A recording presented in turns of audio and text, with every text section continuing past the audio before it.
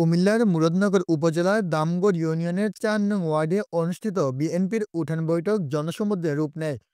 শনিবার সন্ধ্যা ৬টায় ইউনিয়ন সভাপতি নেসার উদ্দিন বেলালের বাড়ি প্রাঙ্গণে এ বৈঠক অনুষ্ঠিত হয়।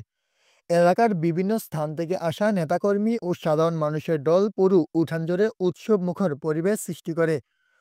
উপজেলা যুবদলের আহ্বায়ক মোহাম্মদ আজিজুল হক জুয়েল এবং সদস্য মোহাম্মদ আল আমিনের সঞ্চালনায় অনুষ্ঠিত এ বৈঠকে বক্তব্য দেন ৪ নং ওয়ার্ড বিএনপি সভাপতি আবু তাহের, সাবেক চেয়ারম্যান আবুল কালাম আজাদ, ইউনিয়ন বিএনপির সাধারণ সম্পাদক রুহুল আমিন খোকন, উপজেলা বিএনপির যুগ্ম আহ্বায়ক আবুল হাসান সিটন, ইউনিয়ন বিএনপি সভাপতি নেসার উদ্দিন বেলাল সহ আরও অনেকে।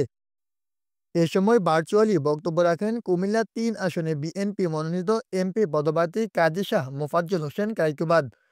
বৈঠকের সভাপতি হিসেবে দায়িত্ব পালন করেন ৪ নং ওয়ার্ডের মেম্বার ফিরোজ আহমেদ।